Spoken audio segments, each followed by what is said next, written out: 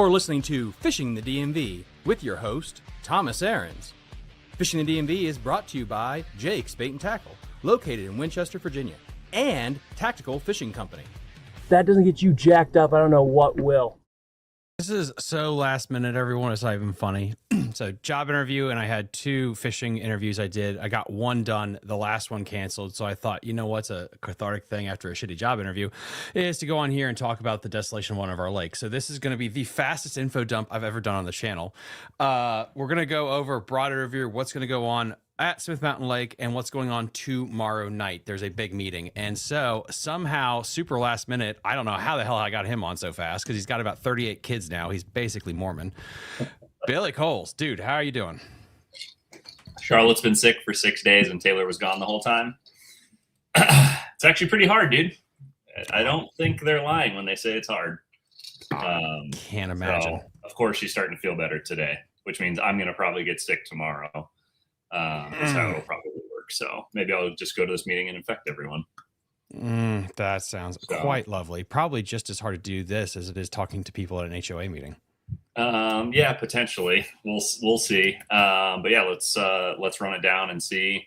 There's good traction on social stuff just from yesterday from me making a post, but I can kind of give like a general overviews for anybody that didn't really see that. And then like you and I've talked a little bit over the last couple of days is just trying to see if we can get some bodies in there and just get some conversation going. We're trying to not approach this in the form of guns ablazing, Dukes of Hazzard, Confederate flag type of approach, but more just, hey, having these committees and the public kind of realize the importance of understanding what a miscalculation could be. Yeah, and the way I wanted to kind of approach is like, what is the timeline on all this? Like, if you could go back, when did all this rumbling start that got to this focal point tomorrow? Yeah, so grass started coming in last year. Again, you and I have had texted about that, and I texted it early in the year of like, oh my God, how long do I keep this quiet, and kind of approach it that way. So it exploded. There's definitely hydrilla in here now, and there's definitely 2 areas that I would consider pretty dense, like Potomac River style matted hydrilla. So obviously majority of the fishermen are happy to see a resurgence of that. Homeowners, not so much. And so realistically what came of that is there's an organization down here called TLAC, which is the Tri-County Lake Association or some form of that acronym. So they're in charge of all of the counties around Smith Mountain Lake and Leesville. And they are basically the in-between of AEP, who owns the rights to the water, and the county budgeting for things that need to happen with the lake. So TLAC gets involved, and then there's the SMLA volunteer group that does like monitoring, water testing. Like when we had a couple algae blooms, they were the ones that find that. They work with Virginia Tech and other Ferrum College and stuff like that to check water quality and blooms and kind of monitor that stuff. So those 2 kind of work hand in hand. One's an actual like not branch of government, but like deals with budgetary stuff. SMLA is more volunteer, but basically I got looped in as one of the guides for a meeting last Wednesday, which was maybe 10, 12 of us, couple tackle shop owners, couple striper anglers, president of the Striper Club, a few other guys in the Striper Club that have like business backgrounds, and then a couple of DWR guys were there with TLAC, and they just wanted to get our opinion from an angler's perspective on what our thoughts were on potential grass carp implementation as the way to solve this. So that was super interesting to see because the conversation kind of went all over the place from landowners should be responsible for what's in front of their docks. We're not talking about that many docks. The 2 grass areas are in very unpopulated areas. There might only be 25 docks in the main area where the grass is that are affected. Should we dump in carp? They have a proposal of a max of 1,300 carp, not 13,000, 1,300, that they could spread out as much as they want. They are kind of just looking for everyone's thoughts on what other ways to kind of handle it. And so this coming up Wednesday, as in tomorrow, at the TLAC building, which I'm sure you'll put the address in here, but it's 400 Scruggs Road in Moneta. They're having a public hearing for anybody to basically come in and listen to their presentation, maybe give some insight to it.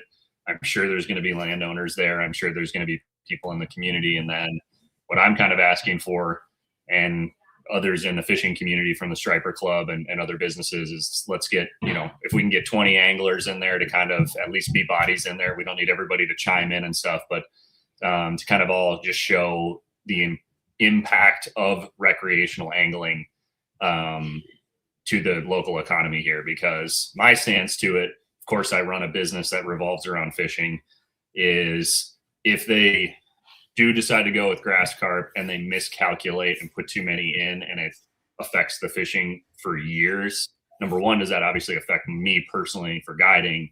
But Smith Mountain Lake has the reputation, with you guys doing rankings, Bassmaster ranking the lake, MLF coming here, like for everything that's been put into this lake over the last decade, as far as funding, F1, structure, all that sort of stuff, to have us dump in the wrong number of carp, if any, could potentially ruin the reputation of the lake, to where it's not just going to affect me as a guide. It's going to affect restaurants, Airbnb stays, boat rentals, tournaments coming here. So there's a huge potential impact of if they go the wrong route. I was on kind of like team carp, maybe just like way less number. Like I jokingly was like, let's try 10 at the beginning and see what happens. And doing some research this week, it does look like there's a way to somewhat guesstimate based on how much carp eat on their body weight of wet weeds and how much acreage we think we have of hydrilla here, to maybe better guess than just throwing out a number. But I'm also very much leaning towards zero grass carp, because you and I have been texting back and forth. I can't find a study where it's like, yes, grass carp was perfect and it was exactly what happened. It's like always secondary and like 2, 3, 4 things that are affected after they eat all the grass. And yeah, so that's what we're kind of hoping for, is maybe we can get some bodies in there. Maybe there's somebody else that has a better experience with this, or I'm from Minnesota, dude, so they just let it grow. Like if you have grass on your lake, you have grass on your lake. So. And I saw a couple of comments about this, and I just want to first say I'm going to be getting some biologists on to talk about specifically the pros of grass carp, the cons of grass carp, and the cons of spraying. I'm going to get separate voices and stuff, because I do have also my biases, where I think culturally, because we've seen what Florida did, where they just basically dumped gallons upon gallons of herbicide in all their lakes, we're like, well, spraying is bad. Well, that's like the farthest end of the spectrum humanly possible. And the issue, like you said, with grass carp, if you look at Lake Anna or Candlewood up north, if you do put too many carp in, they're indiscriminate eaters of where they're going to go. So if you think Samantha's dock is the only issue, you don't know if that carp you dropped in there will immediately eat under Samantha's dock, or he's going to get to that in about 6 months after he eats everything else. He's a feral hog, basically. Right. Versus if you do spot spray one area, it just affects that one area. Yeah.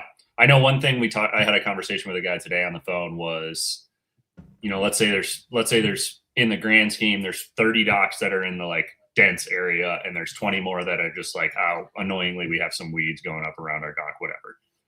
But within that segment of 50 people, I bet you not all 50 of them want the grass gone.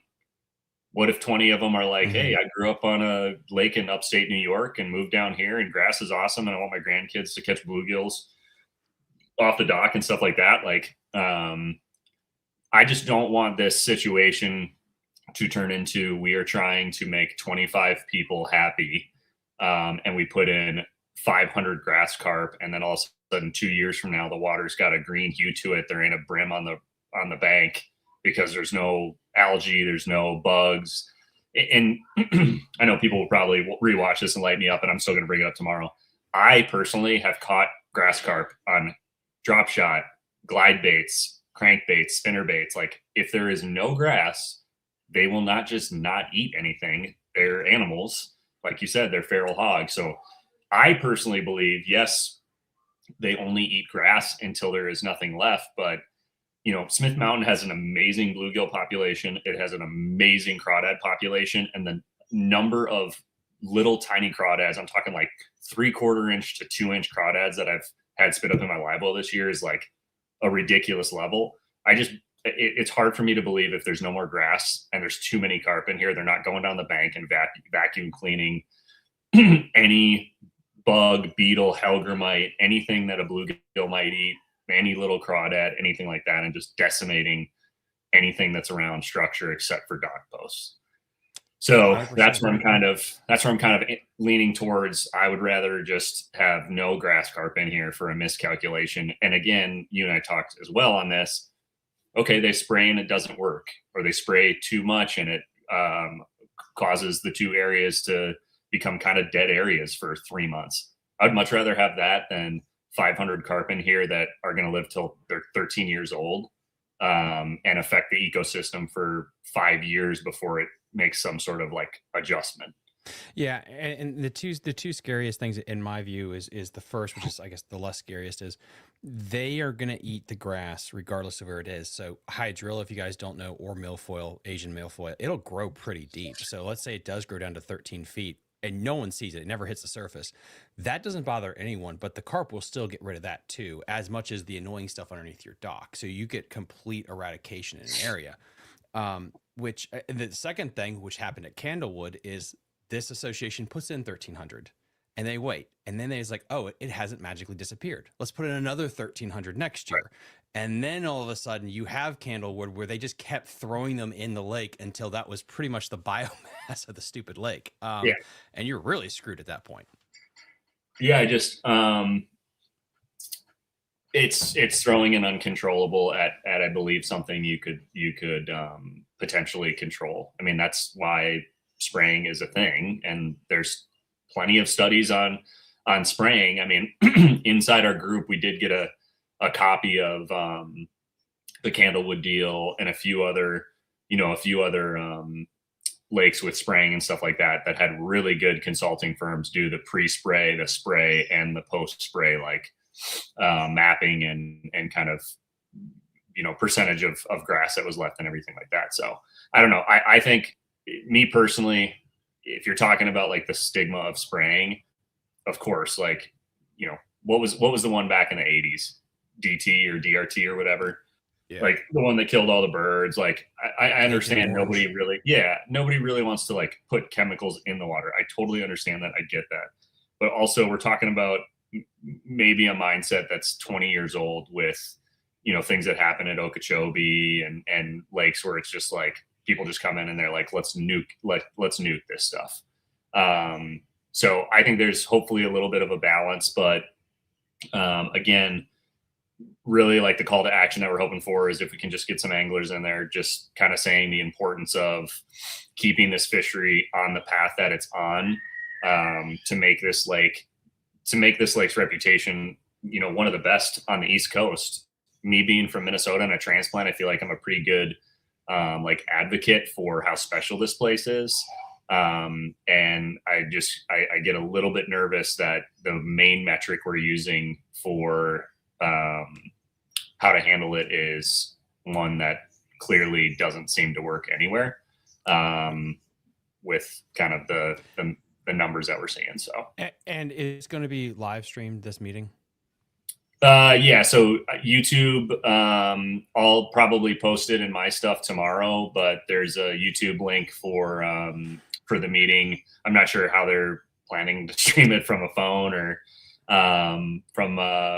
it's like a conference room meeting. So maybe they have the capabilities to do it in a better way than just a phone, but which I just put in the link, guys. So I just teed him up for that question. So I just put it in chat, but it's also in the episode description, the meeting date, the time, the address, and a link to the live stream. So we want to, at least if 20 people could show up in person, but if we could also get at least 20 people to be watching live, just so we can show people, regardless of your, I said this on my private Facebook post, regardless of your opinion on the matter, I would like bass anglers to actually just show the frick up for once, like regardless, just show up. So we don't have the same old complaining of like, we should do this, and this, but we're not going to show up to the meetings that matter. Yeah. And I would say too, dude, like there's a few comments on the social stuff of like, it doesn't matter. They're going to, landowners are going to win. They have more money, Look, the county makes money off of their property tax on their homes. Okay, yeah, great. They have $850,000 to $4 million houses. It's not a shit ton of property tax. The amount of people that come from all over Virginia, North Carolina, West Virginia, Pennsylvania, Maryland to fish, the two Oakley big basses that come, or the Cabela's big basses that come here, bring 300 to 600 anglers. I mean, dude, I have real estate clients that are flying across the country to look at buying houses at this lake because of what MLF showed it to be. So the reputation is teed up to really make this place an amazing fishery more than it is currently. You know, you and I talk about all the time, like when 10 pounders are going to show up on the regular and stuff like that. Like we are literally 2 to 4 years away from a 10 pounder coming in at tournaments, 8 pounders on guide trips all the time. Like Florida level, Tennessee River level fishing. If this gets implemented the wrong way, and I'm not saying the carp, you know, maybe there is a magic number with the carp and it's balanced, or, you know, it doesn't affect the whole ecosystem. But I just think the public needs to come out and kind of make that known, that there needs to be more research done on it, more reading of studies, college studies, DWR Insight, and maybe even some people from the spraying community on, hey, you know, you guys are thinking these spraying things kill fish. Like here's data after data after data showing that doesn't kill fish anymore. It just eradicates the oxygen on the grass. Your area will be back to normal in 12 days. Like little things like that. And then of course the money side comes into it of taxpayer money. You know, this was brought up in our meeting. If you're an angler and you want the grass to be here, but you're going to get taxed to remove the grass, like that's just a whole nother stab in the back. So yeah, if you can make it out, cool. If you can't, join the YouTube live, make a comment. It's all about just showing up and sharing, like, hey, you know, I'm not going to come to this lake if the fishing becomes terrible because you guys mismanage the grass. So I come here and spend thousands of dollars a year with my buddies fishing, and I'm not going to come anymore. So we got a comment on Instagram asking, like, is there an option for mechanical harvesting, which we have talked about. It just show up to the meeting. Like if 500 people agree mechanical harvesting, great. Like I'm not saying that's not a problem. Yeah, it's the money. I think it's between 60 to 120,000 for the machine. Yeah, and I talked to one of the people on the SMLA side, and he said it was brought up before they brought us in for that meeting last week. About the harvesting potential, and yeah, it just came down to an expense thing. So but again, if it's a situation where it's not that far off as far as the money goes, then you know that's the other side of it. Or if it gets grant money, if it gets subsidized from anglers to not spray it or do grass carp, you know, there's that option. I feel like there's enough people that are involved in all aspects of either lake owner, angler, business owner, that I'm sure you could find a way to pull money together to get it done the correct way. Great question here. This will be a good one to look at. Lance, so are you saying that spraying is better now? It doesn't hurt the fish. So let's give a quick biology lesson in 2 minutes or less. I am not an expert on this. This is just, again, you and me can just kind of repeat what we heard. Thomas and I talked to, I would just say biologists. Like biologists, a rep from the spray company. What we kind of just gathered from having those conversations is that although the spraying is like an area of it, it's actually pretty localized to the grass. It's basically going to deplete the oxygen that's there for the grass. And that the fish, it's not like a snap of a finger, the oxygen's gone and everything dies and floats to the surface. It's a gradual deoxidizing, I guess would be the term, around the grass to where the grass just can't survive and then dies. So what we're being told, or what we were told on that call, was basically it's a very low likelihood. Majority of the mature fish are just going to leave because they can sense that something's changing in the ecosystem, and just kind of remove themselves. So I'm sure there's more research, and again, there's plenty of studies and stuff like that, but that's what I took from the call. So when you have a massive grass kill off, you're going to have oxygen depletion, and you're also going to have, I believe, blue-green algae that will form. when you look at what happened from the St. Johns River down, you have to understand that ecosystem, the water there, and this is super high level, is about 8 feet or less, and it's 95% vegetation. And so when you just dump an ungodly amount of herbicides in there like they did, you see the massive ramifications. The amount of grass in Smith compared to a Florida lake is completely different. It's completely different. It's not the same amount. And so that's why this situation might be different than what's going on in Florida when it comes to the use of herbicides. It's such a tiny area that you could probably just spritz the few areas that are a problem versus doing the Lake Anna thing where we're just going to put in enough grass carp to where there's not a shrub left in the water. Yeah. The other thing too, we're talking about depth, and this was brought up both with grass carp and with spraying, is number one, we can't take any of the information from ponds. It doesn't make sense for us to try to say, oh, well, here's a study from a 20-acre pond that's 11 feet deep that was choke full of grass, and they put this amount of grass carp in and it took this long to eat it. It's similar acreage to the affected area at the lake. What was brought up was, the grass that's maybe down to 16 feet. Like, what's going to happen to that grass? And that's the good, that's that, in my opinion. I'd rather have that grass than mats to punch. I'd rather have 16-foot grass to throw a worm through. Excuse me. But the other side of it is the spraying side is we have good flow here at the lake. So there's a good filtration system already. And then on top of that, you have depth. So even if there was something where, okay, it, spread more than it should have or whatever, it's dumping into 20, 30, 40, 50 feet, almost right where the grass ends. So again, to go to that Stu's questions, we're not experts on this at all. That's why I want TLAC to definitely talk to a rep from these companies and get information on it. Because I just don't think that it's as bad as, say what it was 20 years ago. And this is the Sophie's choice, lesser two evils kind of thing that we're dealing with. And these two questions right here kind of like encapsulate it. So we got Helltown Angler. It says, all the old heads at Lake Frederick have told me the grass carp is one of the big reasons that place fish is so tough now because they nuked it completely. But then Lance says, and his next thing is like, well, I lived in Florida and they sprayed and the fishing went terrible. So here's the common denominator. Anything that removes grass makes the fishing suck. So either way, the grass the grass is going to be leaving one way or the other, but it's like, do we pick the grass carp that might take all of it, or do we pick the spraying that'll take certain areas of it? That's the Sophie's choice that we're dealing with here. Well, and back to Lance's point, yeah, it's probably going to make those two areas that are full of grass suck. Mm-hmm. It's probably going to make them suck when they're spraying and killing the grass. But there's months before where the grass is emerging and fish are using it, and there's grass after. When they spray it, again, not being an expert, I'm sure they can't get 100% of it. And if we're not doing 100% of it, there's going to be some left. Those fish will come back into those areas.